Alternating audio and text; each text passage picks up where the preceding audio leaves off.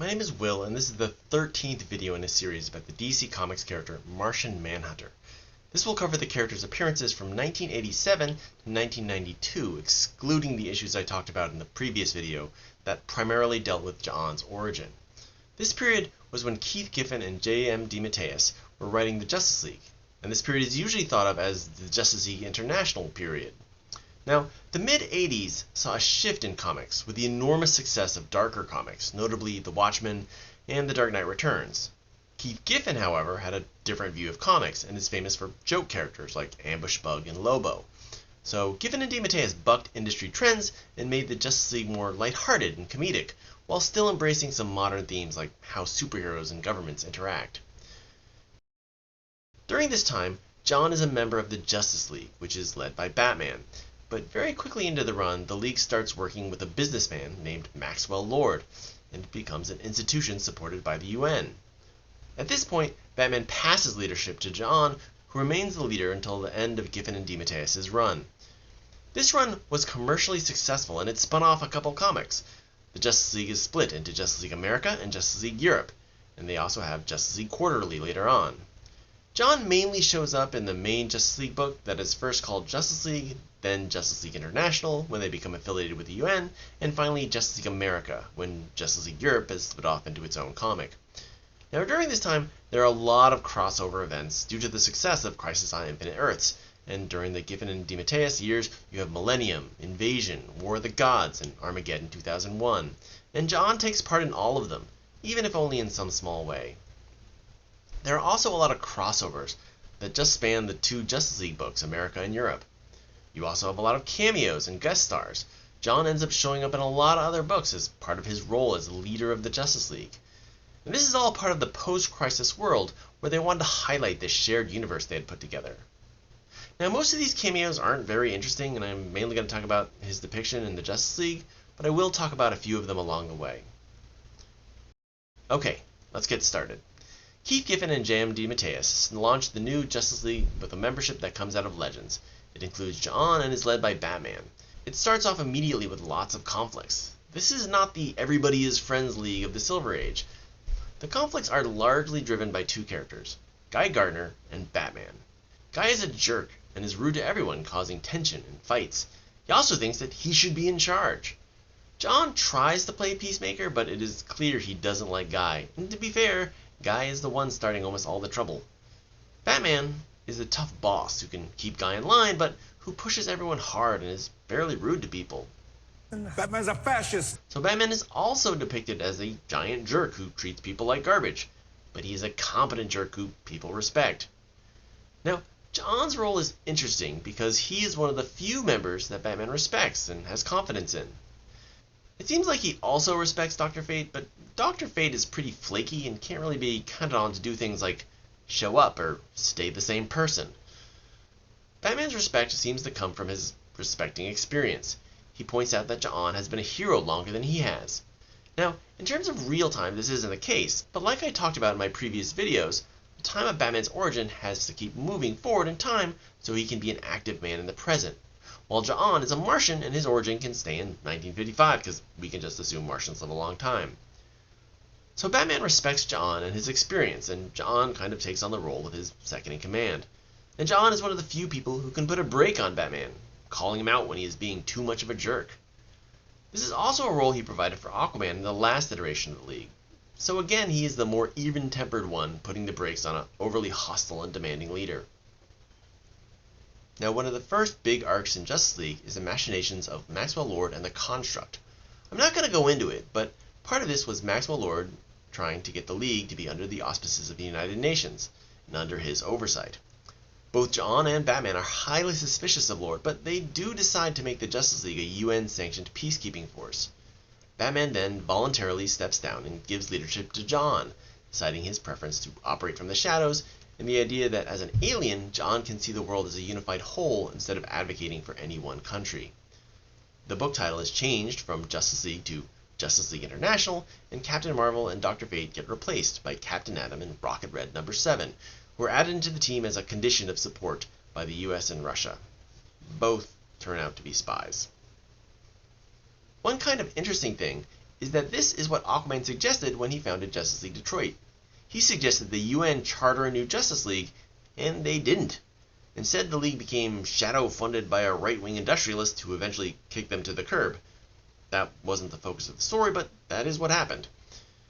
In this new UN-sanctioned League, the relationship between Batman and John continues to change. John becomes the leader, and Batman becomes his second-in-command, and you quickly get a situation that puts a strain on this relationship. Now, if you look at a DC character alignment chart, you can see that Batman usually gets labeled as chaotic, while Superman gets labeled as lawful. Well, John is definitely on the lawful side, maybe even more so than Superman. He is a rule follower. Batman is not a rule follower. This becomes very clear in a story that crosses over with Suicide Squad. One of Batman's friends, a spy named Tom Tresser, also known as Nemesis, ends up getting held prisoner in Russia, and Batman wants to save his friend. John wants to follow the rules and not invade Russia to free a prisoner. Note that this situation very closely mirrors when Batman left the original League. Batman wanted to go into Markovia to save his friend, while the League was told to stay out of Markovia by the US State Department. This prompted Batman to quit the League and form a new team, the Outsiders. In this case, things work out very differently. The Justice League is sent in to stop the Suicide Squad from freeing Tresser. The two teams clash, and you have a lot of great character interactions. But I'm only going to talk about John's, though. John reunites with Vixen, his teammate from his Justice League Detroit days. They had last seen each other when Vixen quit the League, saying that the animalistic side of her had been excised and that she wanted to find another way to do good.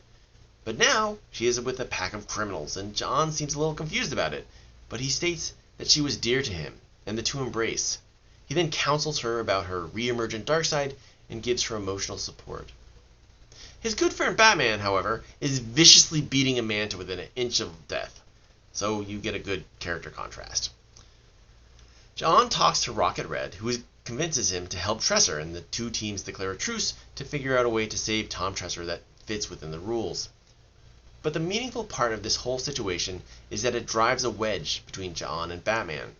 John becomes suspicious that Batman is using the League to advance his own agenda, and Batman has a hissy fit and quits. Soon after this, John leaves the planet to search for Mr. Miracle, and Batman returns to the team, so Batman doesn't really quit. But it is made very clear that John is the one in charge. He also gets to appear as the mature and stable one as compared to Batman. So John's role becomes the mature adult in the League. Guy Gardner will do extreme stuff, and John will have to rein him in. Blue Beetle and Booster Gold will get into some trouble, and John will get upset at them. Basically, you can think of him as the dad who is trying to manage a bunch of children, or maybe as a manager trying to corral an unruly bunch of employees.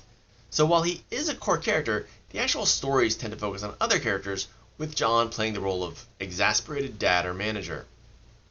While other incarnations of the League had the feel of a team of equals, sometimes with the notion of a rotating chairperson, this League has a strong leadership structure, with John leading the team, but in turn answering to the civilian Maxwell Lord. It feels like a place of employment, unlike other versions of the League, with members getting fired and the League reporting to bureaucrats. So John doesn't feel like just another member. He is unequivocally the leader, and the other members answer to him. But of course, he answers to Maxwell Lord, who answers to the UN. Now, his role of leader highlights three aspects of the character.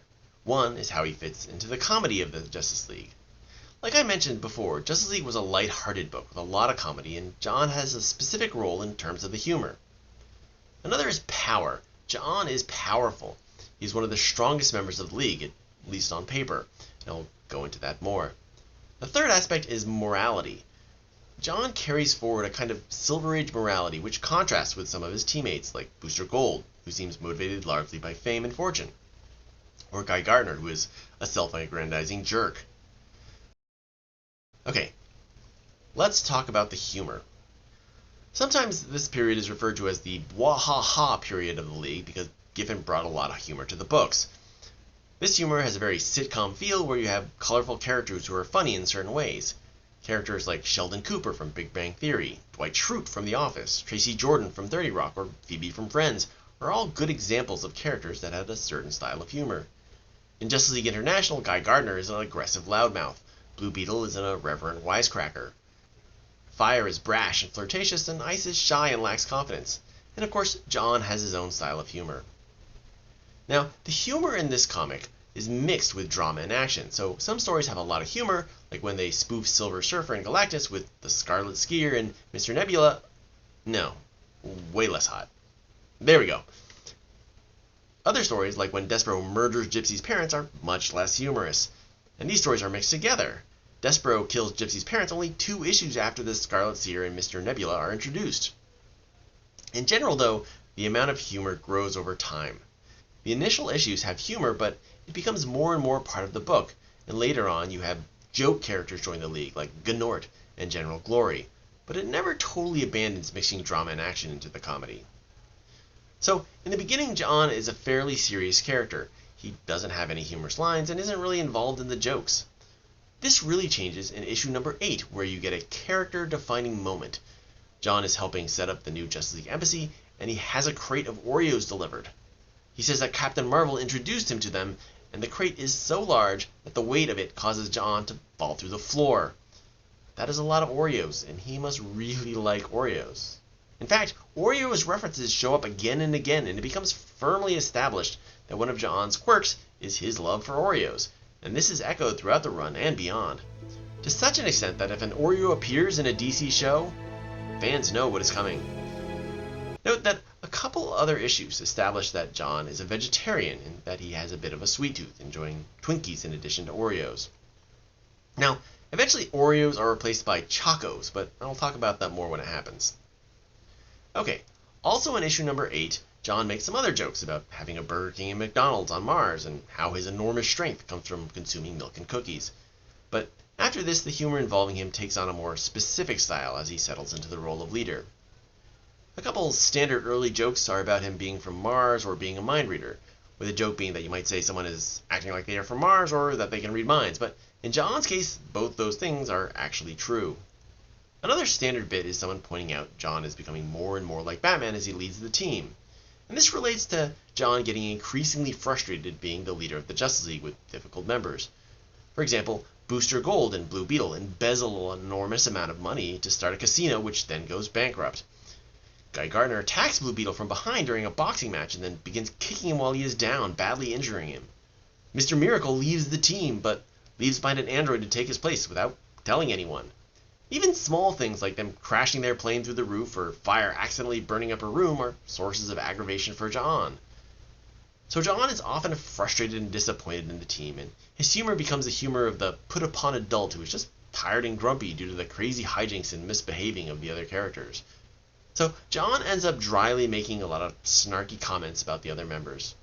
He will also make snarky comments to people who annoy him, like Hawkman. John also makes jokes about his own frustration, like how he gets headaches or how he engages in a special Martian meditation, aka screaming. And once you start getting characters like Gnort and General Glory, who are very much exaggerated characters made for comedy, John starts playing the role of straight man. Now note that during this period, after the first limited series, but while Giffen and DeMatteis were still writing for John kind of has a dual identity he is theoretically trying to figure out. I talked about this in the previous video, and to be honest, while it is a theme for the character, not a huge amount is done with it. But what is done with it seems to be John saying that his gruff, snarky exterior is not who he truly is, and that it is a role he plays being part of the Justice League.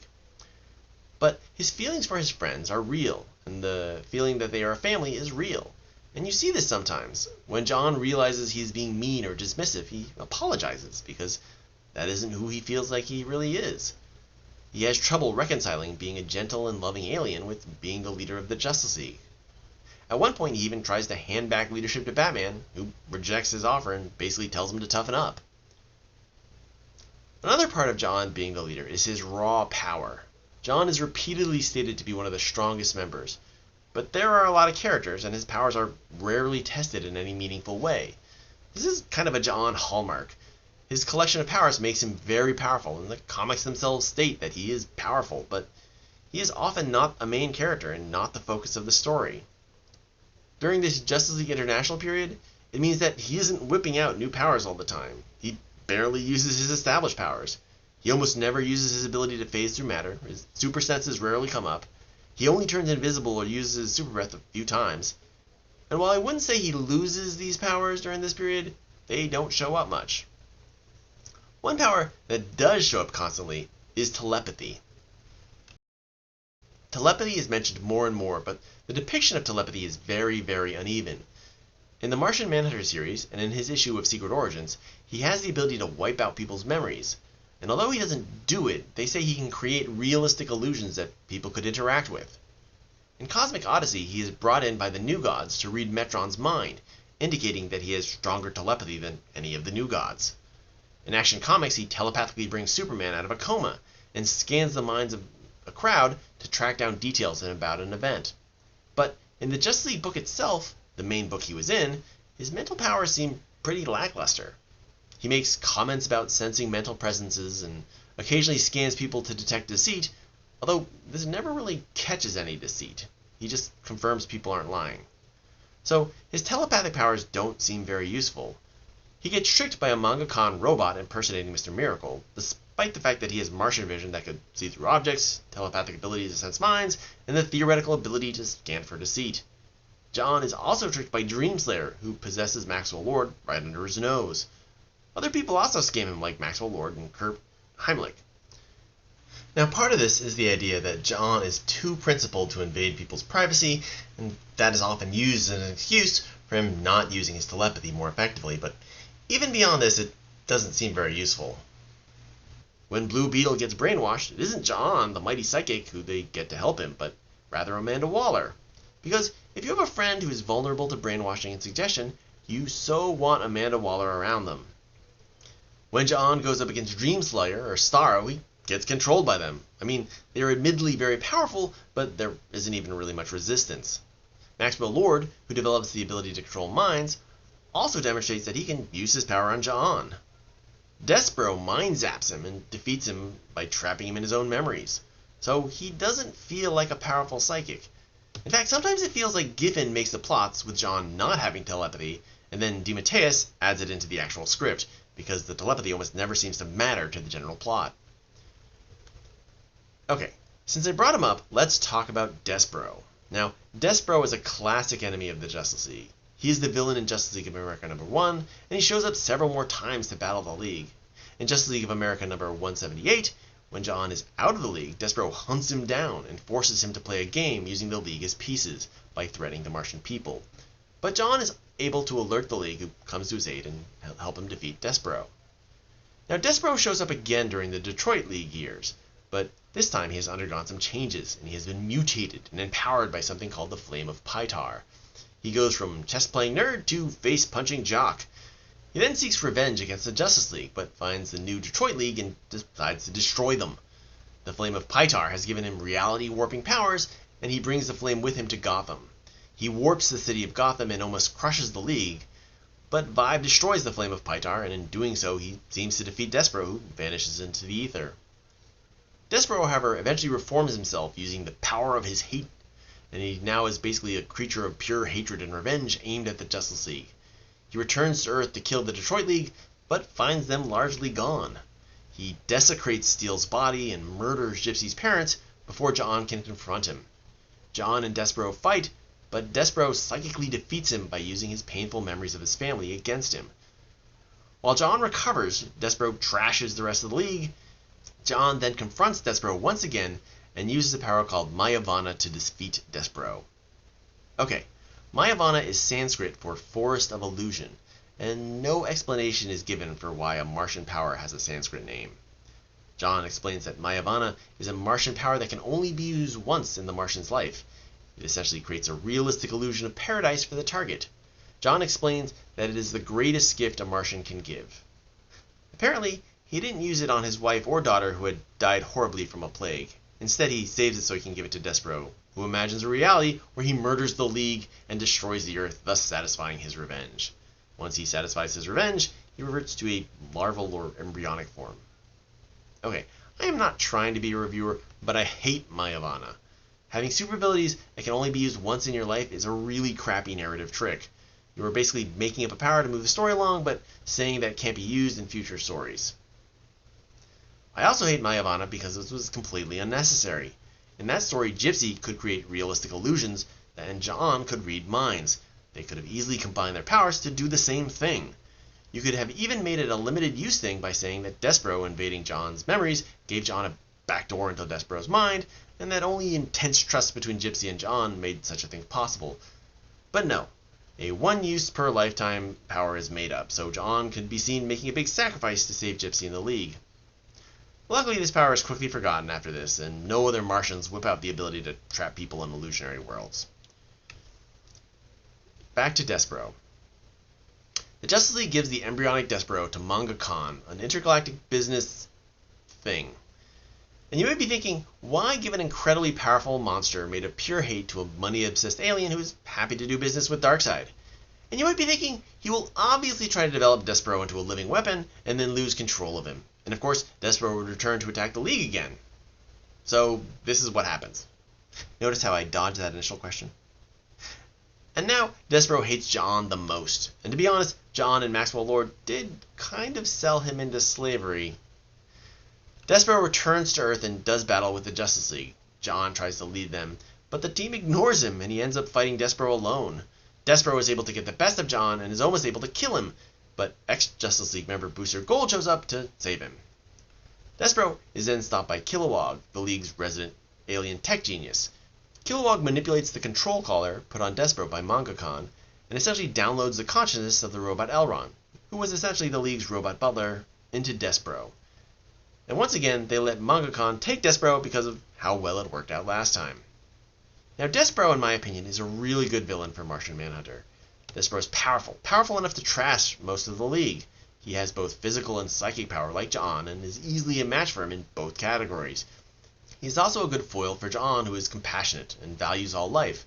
Despero is the opposite. He has basically devolved into a beast of unrelenting hatred whose only purpose is murder and vengeance.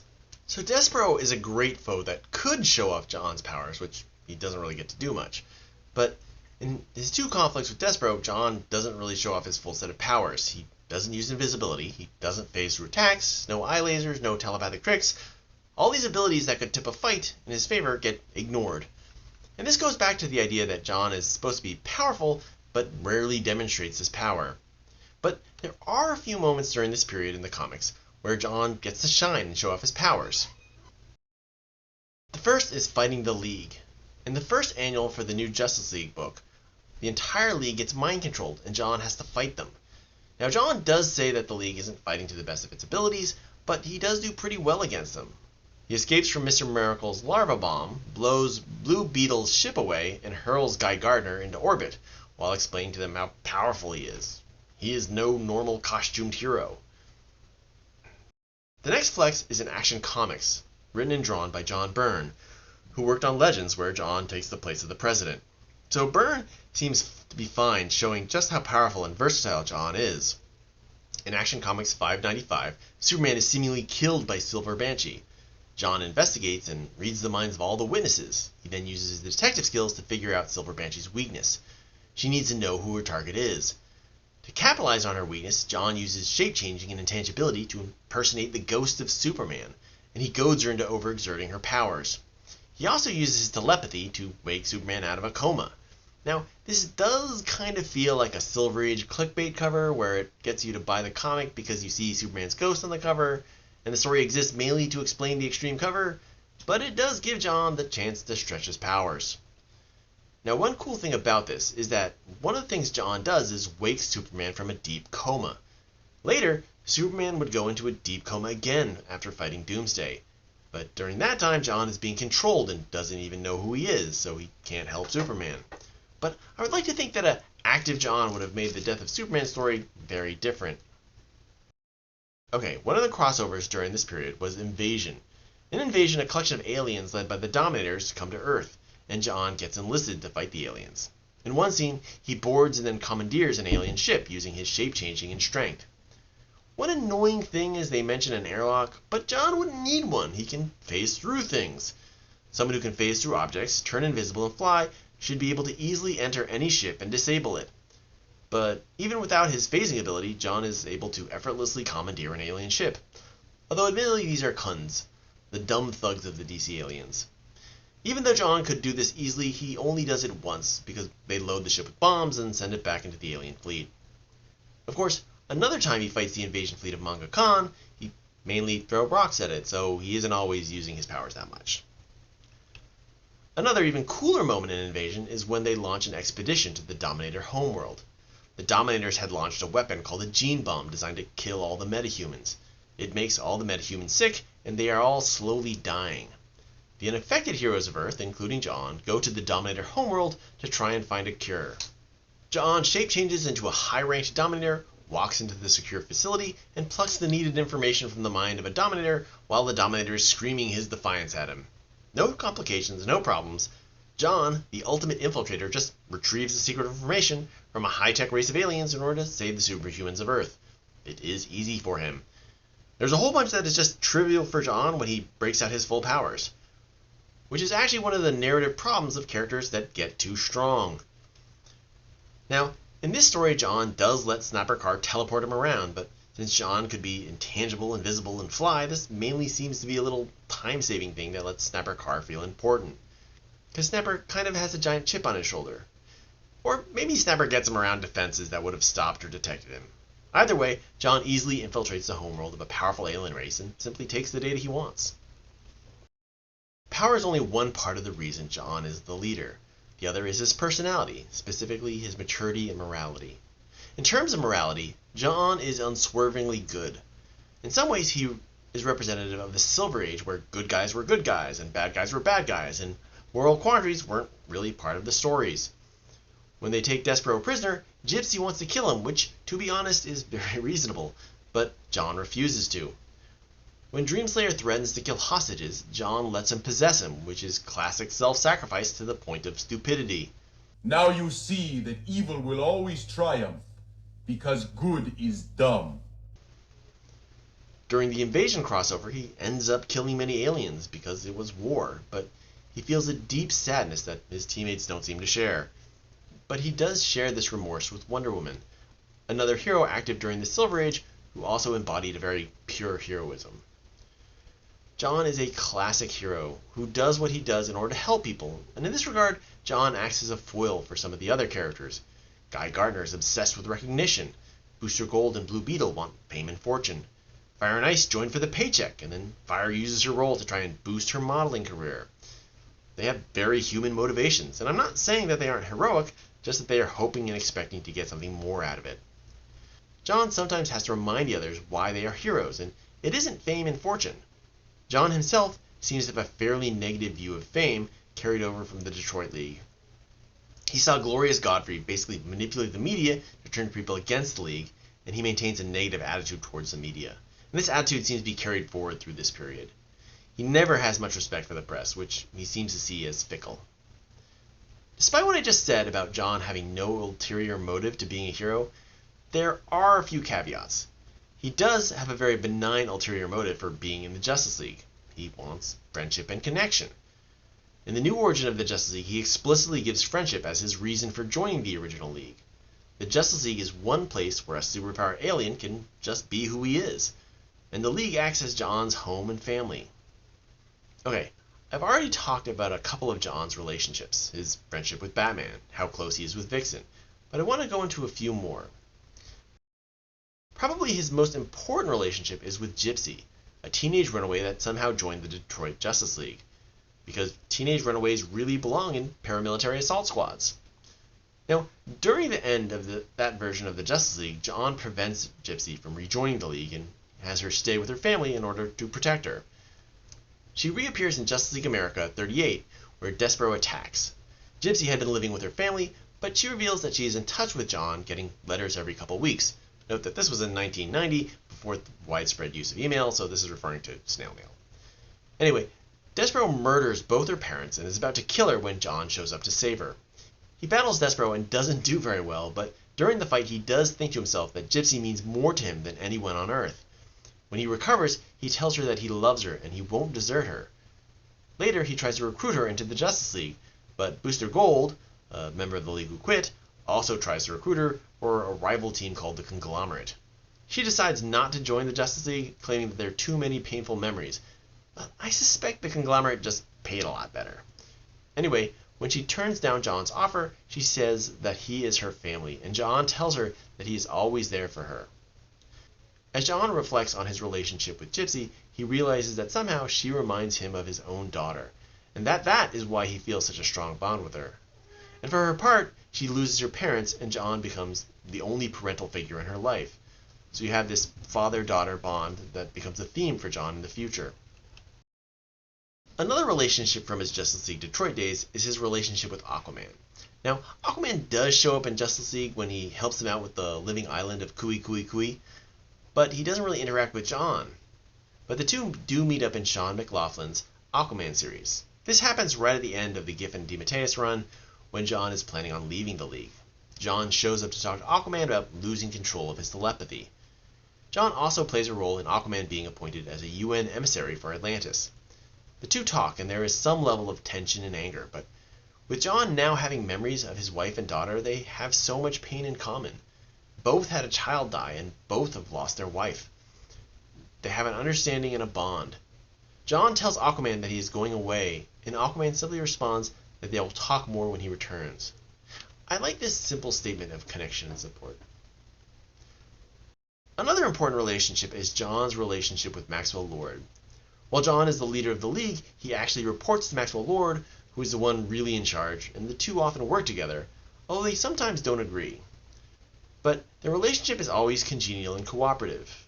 They often sympathize with each other when dealing with the hijinks of the other members of the League. Now, Lord is a character who kind of oscillates between being good and bad during this period. He starts off being manipulative because he's working with an alien machine intelligence. But he seems to be willing to sacrifice himself in the end to stop this intelligence, so he has a kind of redemptive arc. But even after this, he does some very questionable things, especially after he develops the power to control minds, like making Huntress join the League, making a woman come home with him, and perhaps even making her have a relationship with him, or even something small and petty like forcing someone to change their name. And note that he is able to control John's mind, so John's telepathy isn't a defense against Maxwell Lord's ability to implant his suggestions. Also note that John was repeatedly used to vouch for the good intentions of Maxwell Lord. But while a sinister undertone can be found, Lord is largely portrayed as a decent guy who cares about the League. In fact, when he is shot, the League almost falls apart. And when John finally leaves the League, he has a heart-to-heart talk with Lord. John tells him that while he disliked him at the beginning, that Maxwell Lord became one of his dearest friends, and that he encourages Maxwell Lord to try and keep the League going.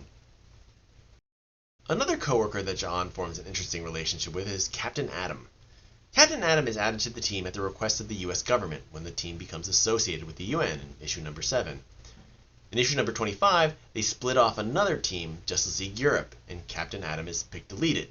So initially he reports to John, but by Justice League Europe issue number 5, he is made a co-equal leader.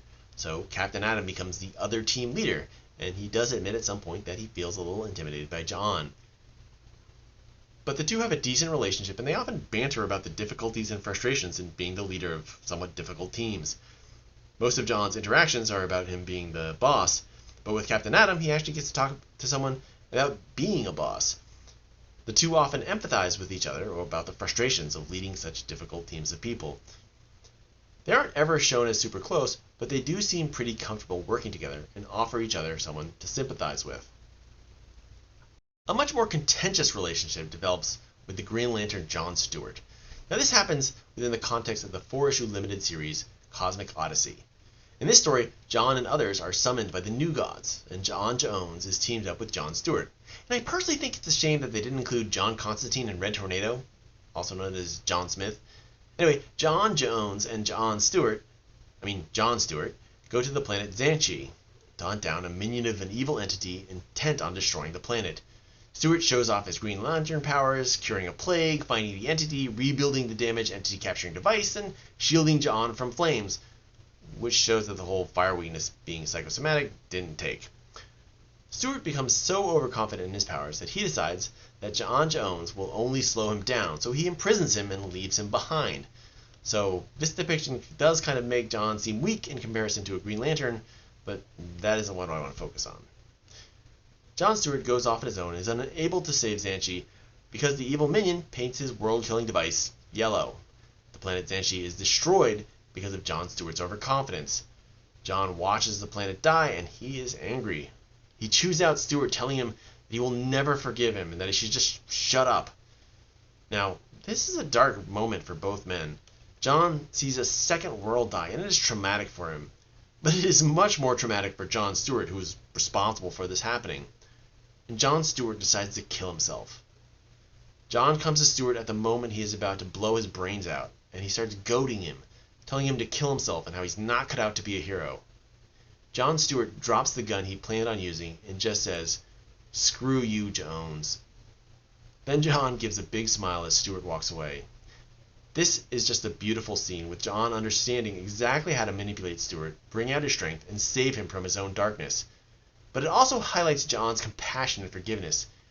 He isn't really a big fan of Stewart at this point, but he still comes to him to save his life. Alright, after 5 years of doing Justice League, Keith Giffen and J.M. DeMatteis decide to move on. They finish their run with a 16-part story that winds back and forth between Justice League America and Justice League Europe. The story is multifaceted, but centers around Maxwell Lord getting shot and going into a coma. The UN responds by putting a new person in charge of the Justice League, Kurt Heimlich, and he disrupts the League. This leads to the UN disbanding the League. John goes off to be by himself and to try and find his true self. John thinks about how he has wanted to get away from the Justice League, but he admits to thinking of the Justice League as his family, and that he cannot abandon his family when they need him. So he returns to help reform the League. That's good. But the League immediately has to face the menace of Despero. That's bad. But Maxwell Lord comes out of his coma. That's good. But only because he has been possessed by the villain Dreamslayer.